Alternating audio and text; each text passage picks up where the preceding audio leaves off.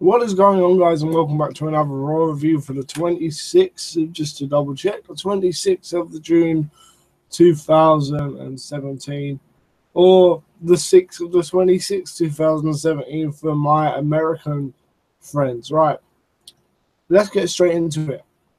WWE, I believe, put on a decent show for arguably the second week, and that is in it itself something, unfortunately, in this day and age, in 2017, that deserves congratulations. Now, guys, before we do get fully into it, before we do get started, I have to at least say that the reason I look so tired and I'm so fucked is because I am. I mean, it's so hot in this bitch, and I think I only got to sleep about 5 a.m. or something like that. I've got Raw up on the TV next to me. I can't show it, can I? I don't know. I doubt it. But just to remind me of some of the things that went down, I feel honestly so jealous of American people that get to watch Raw and review Raw, because for you guys, it starts at 8, finishes at like 11 or 10 past 11, I believe. And then you guys can just jump on and review while it's fresh in your memory. And oh my God, and us poor UK people like have to stay up till like 4 a.m., 4:10, 4:15 a.m. anyway. And then even if it was fresh in our memory, we're so exhausted that we can't even remember it fully. But I feel like I'm even beginning to convince myself that I'm preempting for this review to be bad. So without further ado, let's jump in and let's review Raw. So basically, Roman Reigns came out with his, oh my God, his normal cookie cutter promo. Last week didn't matter. This is my yard now. And then fucking Braun Strowman, well, someone backed an ambulance into the arena. Roman Reigns, the big dog, wasn't going to fall for that again. So yeah, he went up to the ambulance, opened the back doors, and in classic horror movie fashion, there was no one inside. And then Braun Strowman wrecks that guy. He just tosses him into the side of the ambulance and just wrecks the guy. Roman did get more offense in the last week, obviously. I mean, Vince wouldn't dare have him look weak. I mean, I guess that I can see why. But still, man, for me, Brock Lesnar beat Samoa Joe at the Great Balls of Fire, or even Joe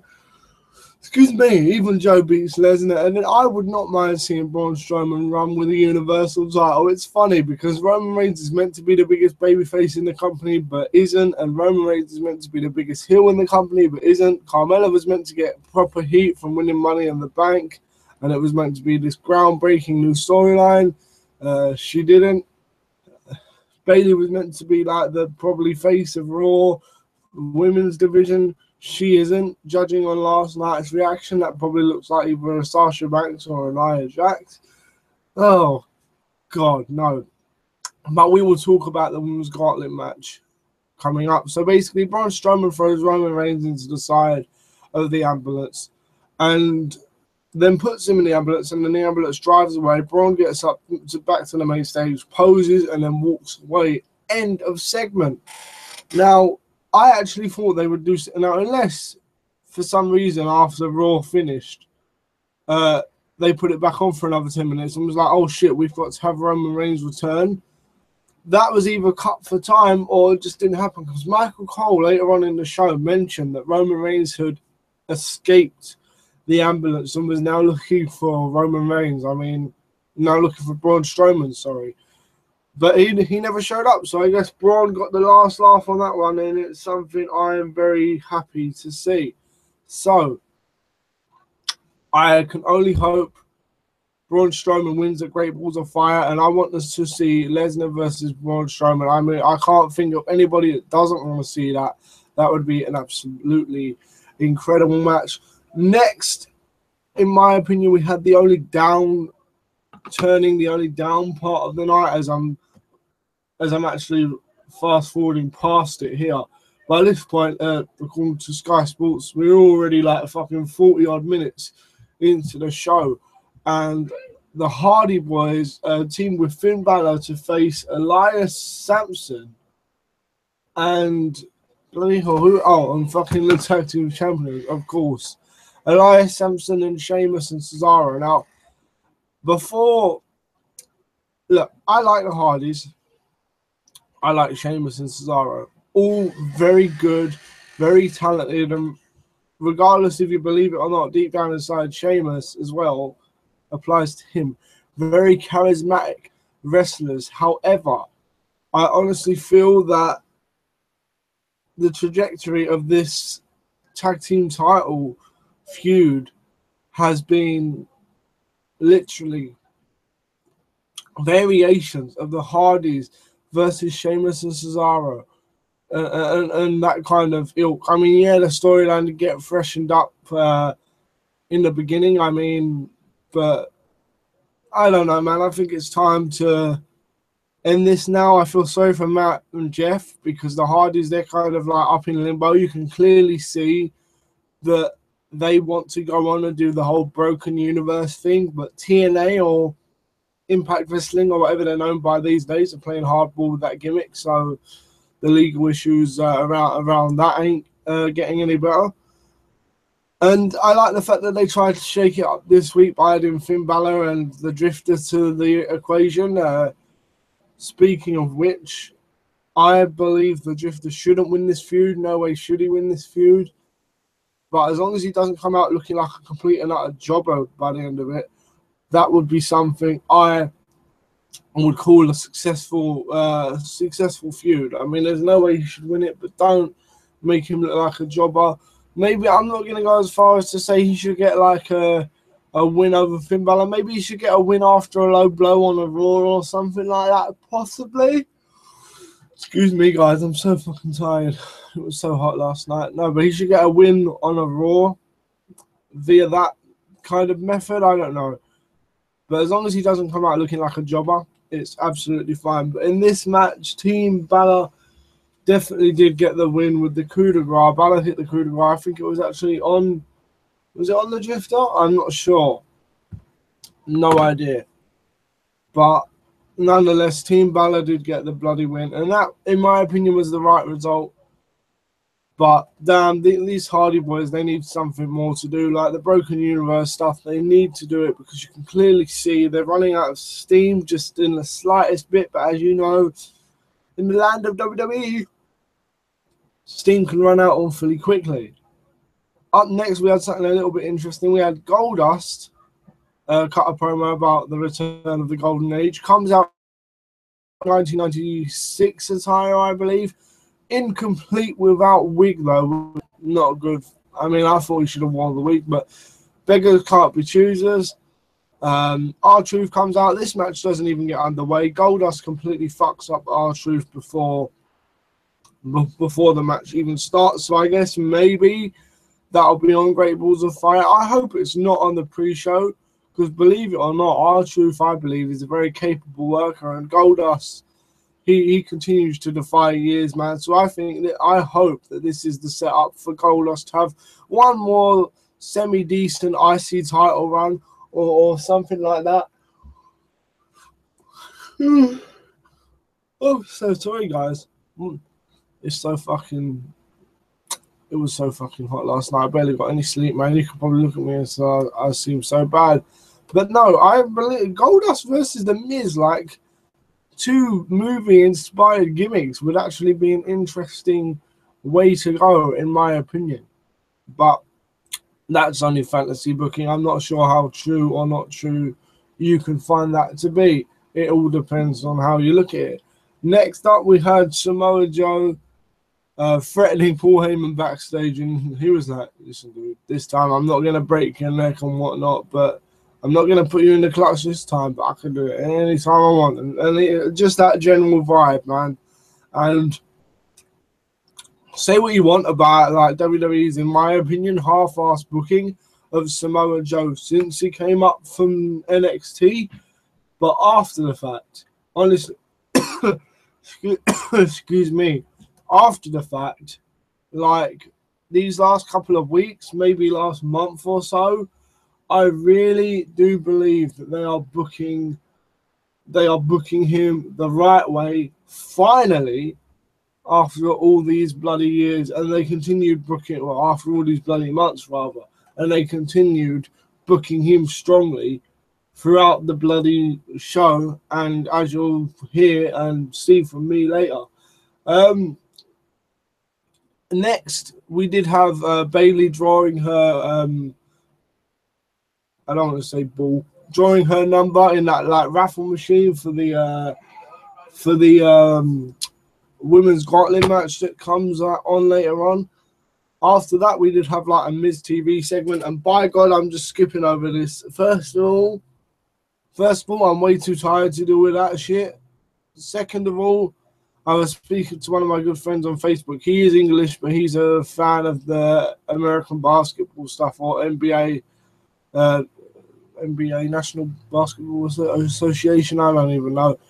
Like, I don't, man, if you're not a basketball fan, he told me you wouldn't get this, and I didn't get this, and it seemed crazy. I think a lot of people didn't get it either. Miz TV, that led to a match. The Miz teaming up with his new Miz Taraj, what is it? Bo Dallas and bloody Curtis Axel up against Dean Ambrose and the former SmackDown Live tag team champions, Heath Slater and Rhino. Now, this is the thing, right?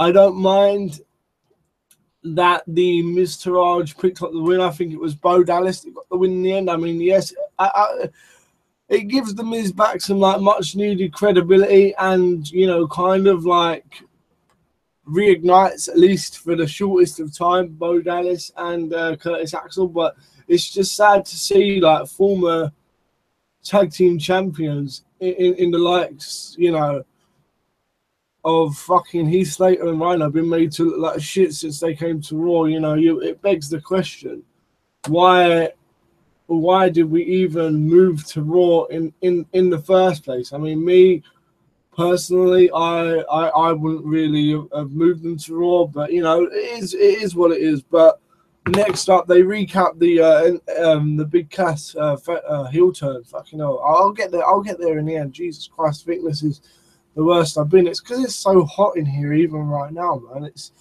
It's hot, and it's humid as well, which is why it's so fucking hard to concentrate. But man, this Enzo Amore segment got me, not in the sense of that it got other people. It got other people in the sense that like, they actually thought that they were putting them back together. Me, I knew that wasn't the case.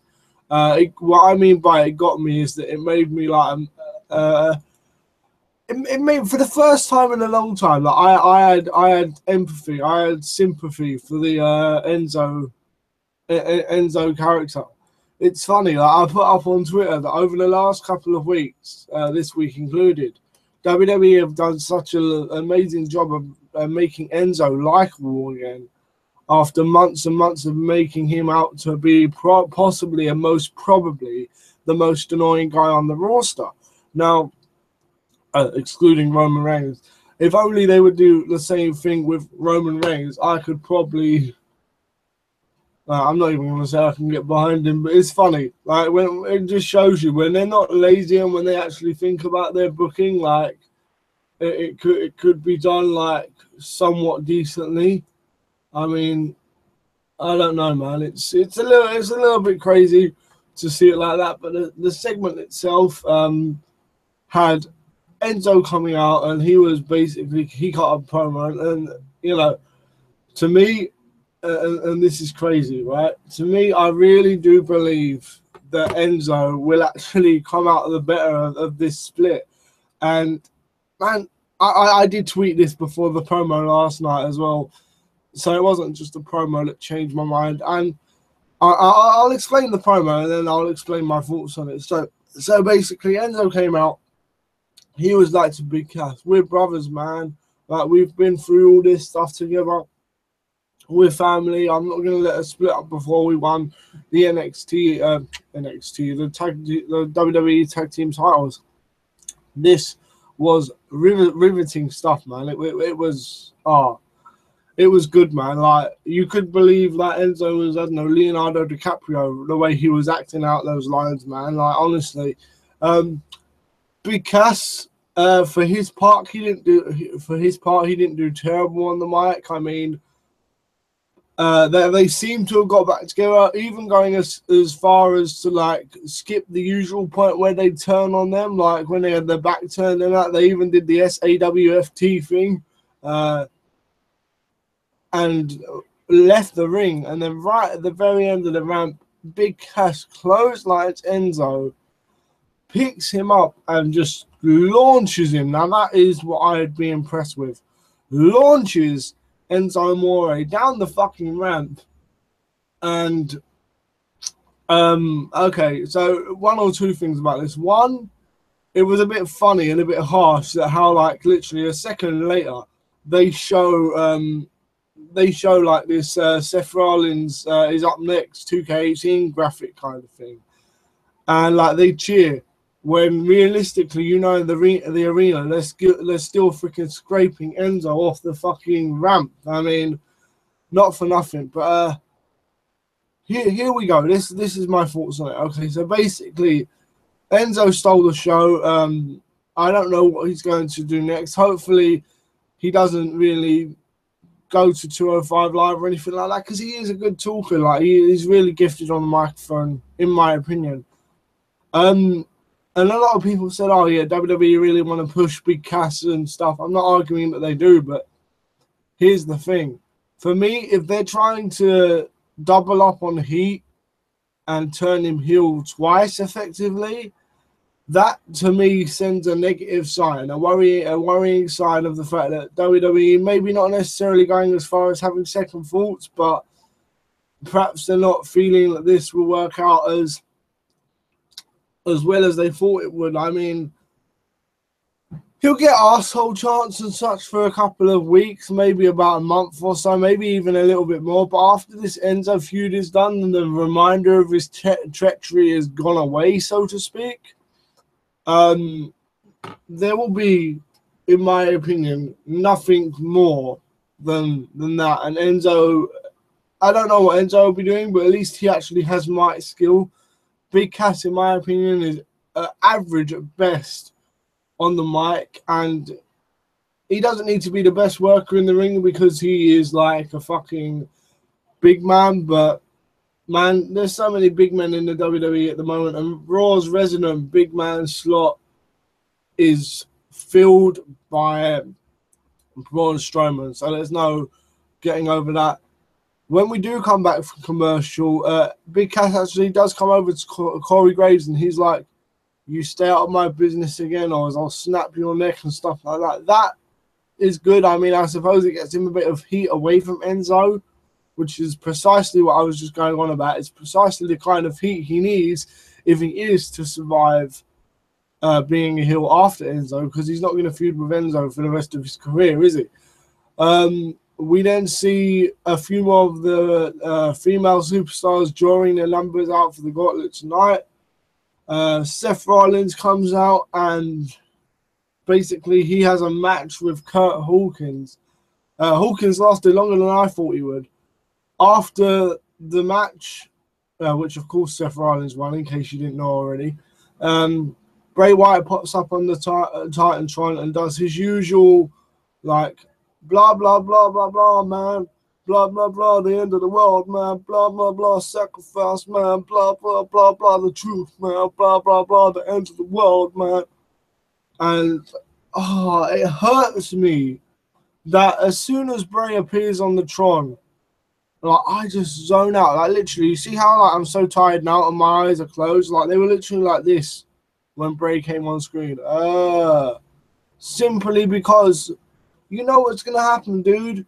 This guy will say stuff, he won't do it, and then fucking, like, he'll get fucked up, and then bang, next feud. Say the same thing, do it, fuck up. Oh my God, it hurts. As for Seth Rollins, he really should be doing something better. These guys should be doing something better than each other, actually, because what are they feuding over, man? feuding over the fact that like Seth said Bray doesn't make any sense with what he says, or that Seth is the cover star on 2K18. I mean, they did get some more narrative into the story tonight, and I think Bray Wyatt said he's going to expose Seth for the liar he is, and like you're not a true babyface essentially. Maybe he was the point. I don't know. It was riddles, man. And that was pretty much that. We go backstage to see Brock Lesnar coming out of the car. He and Paul Heyman will be out next. Heyman gets to the ring, puts over Lesnar, calls Lesnar out, who in turn is going to call out Samoa Joe. But before he can do that, Joe, from behind, locks in the clutch straight away. And about 3 times, this was like quite a long segment actually for what it was. Just essentially an ambush or a beatdown. Joe put the clutch in 3 times, and Lesnar like tried to escape it 3 times. He bashed him into what I like to call the LED screen. If Lesnar did a job of making that seem real, like with how red his fucking face went, I saw Brock Lesnar's eyebrows for the first time in ages. As I'm just actually, fucking hell, that took us like over 2 hours into the show. Jesus Christ, it's not actually a lot, is it? Well, it is a lot, man, but no. They're booking Joe perfectly, but I don't necessarily like him being booked as a coward. I don't know. I know that is like a double, like negative kind of thing there, but you have Roman Reigns who can face up to Brock Lesnar face to face apparently, but Joe who can't. I mean, I can let it slide this week because maybe he's just doing it to send a message. And like maybe he did it to get inside Lesnar's head, which in any case is acceptable. I don't know, man. We'll see. We'll see how it pans out. We got 2 weeks left. I'm looking forward to it. I think you all should too. I would like to see Lesnar win because it's not Joe's time yet, and I want Lesnar to be conquered by an awe-inspiring babyface. Like I will never forget the feeling of when I expected Goldberg to lose. Not only did I expect Goldberg to lose, I expected him to get squished. He came out of a spear, and then he hit him with another spear, and then he got the jackhammer for the first time for the first time since 2012, where I thought the streak was over. And then Undertaker won 5 years later, which doesn't say a lot of good stuff about WWE. Yeah, it took them 5 years to come up with something else like this. I was breathless, man. I couldn't breathe. I was like, oh my God. And like, it made me feel like a kid again, hearing everyone's chant, Goldberg.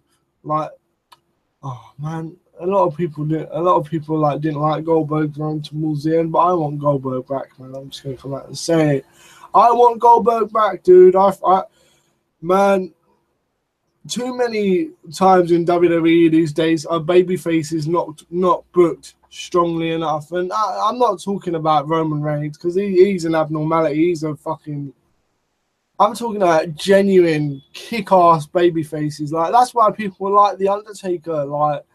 You know, even he was booked terribly in like the last 3 to 4 years of his career. Absolutely terrible. I just love an ass-kicking babyface. Like, why can't we get like a monster babyface instead of a monster heel? I know it doesn't work all the time, but sometimes it does, man. And when it does, it's lightning in a bottle. But that being said, I do believe they're booking this out well. We get a backstage interview with Paul Heyman afterwards, and he says Samoa Joe won't be able to attack Lesnar from behind. It will be a harsh battle, but in the end, Joe will go to Suplex City. Joe will get an F5, and Joe will be beaten 1, 2, 3. Can't argue with that. Heyman does the shit, man. Heyman's the best on the stick. Next, we have a cruiserweight match. I don't even know who Neville faced. He faced some dude. Obviously, he won. Titus came out and announces that the Titus brand will no longer be called the Titus brand, but it's called Titus Worldwide or something like that. I don't exactly know. But Akira Tozawa, apparently the newest recruit of the Titus brand, will be facing Neville at the next pay-per-view. Emma then draws out her number, and we come back from commercial after that. And I think then we got the start of the women's gauntlet match. I mean, so many things wrong with this match. Like, honestly, like, first and foremost, you have Alexa Bliss and Nia Jax have a promo backstage, and all right, they're friends in real life, and a lot of people are probably aware of that. Dude, I can't get to grips with like how they're booking Nia Jax. And before you go mental on me, like, hear me out, all right? Hear me out, please, right? Before you disagree with me, like, to the point where you tune off. Nia Jax was out second, Bayley was out first. That's bad to begin with. Bayley should be built up again, not fucking beaten first by Nia. Oh, my head. And then you have Nia basically run through everyone in the women's division. You have her, you know, for over a 33-minute period, you have her wrestle everybody and basically dominate everybody until Sasha Banks comes out. And Nia hit her finisher like about twice, man. And especially on the last one where she Samoan dropped her and then she rolled to the outside like she was flat out. There's playing possum, but you can't play possum off a move like that. You've just been flattened. Sasha was playing possum, did a few kicks, and from then on she got back into it. Like, she was kind of in an electric chair move or position, if you know what I mean. She eventually slid down Nia's back and put the bank statement in. It did take Nia a long time to tap out, and eventually Sasha Banks was #1 contender for the women's title. But here is my problem with this match, and I really do think it is a huge problem. Okay, for starters, I'm gonna write off people like Dana Brooke. Yeah, I'm gonna write off people like Dana Brooke for now. Sorry, Dana. I know you are getting better, and like, I'm not gonna lie, those cartwheels and stuff do look pretty awesome. Now, I'm not even gonna say they don't. I feel like you're doing okay. And a bit of booking behind you, you'd probably be a decent babyface. Because, like, people, why wouldn't they want to cheer? Why wouldn't they want to cheer for someone like who's got such a good physique like that, and just hidden talent, I want to say. But no, just skipping completely past that.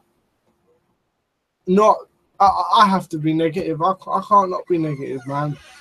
You have Bayley come out first, and then you have her get beat when she's literally meant to be rebuilding her character. You have Emma, who's just returned from injury, get beat in like a minute and a half, maybe less. And, you know, poor Mickey, she's a veteran. She should have lasted a bit longer. And Nia, who clearly probably like has a lot of like ring gear on and stuff like that. Like, you could see she was sweating a bit by the end, man. And it's not, dude. A lot of people say Nia has something left to be desired in the ring. I don't want to say that. I think she's okay for what she is, and that's a dominant monster heel. But I don't know, man. I just can't get behind how basically the story of this whole match was Sasha Banks greater than Nia, who's greater than everybody else by far. So now, if Sasha Banks doesn't win against Alexa Bliss, which, you know, is a distinct possibility, you know, Teen Choice Awards and all that fucking crap, WWE will probably put her on the title just for that.